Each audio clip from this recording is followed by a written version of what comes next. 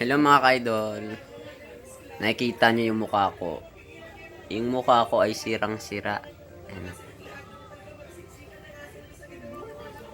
May mga itim.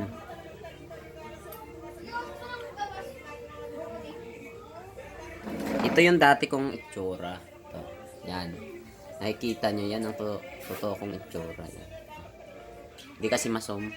Hindi masom. Mukha ko lang nasusom. Itsura ko dati. Yan. Tapos ito na yung nangyari sa akin kaya nagkaganito yung mukha ko.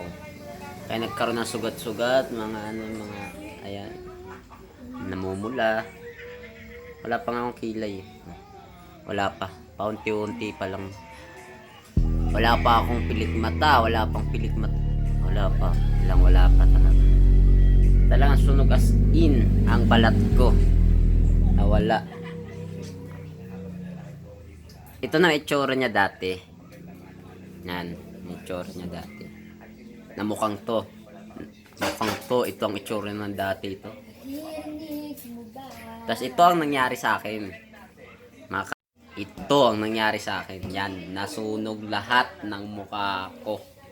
Ayan o guys, lahat yan siguro. Yan, pabilog na yan. Sunog.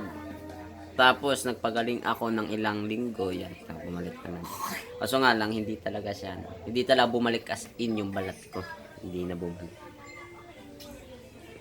Comment nyo nga guys kung ano ang pangpawala dito. Kung ano pampatanggal dito sa mukhang to. Hindi siya sa mukha, sa ano. Balat ng mukha ko, hindi yung mukha ko ang tatanggalin. Balat ng mukha ko. Comment nyo nga guys kung ano ang pwedeng pangtanggal dito. Para naman mabawasan yung mga mga itim-itim sa mukhang to.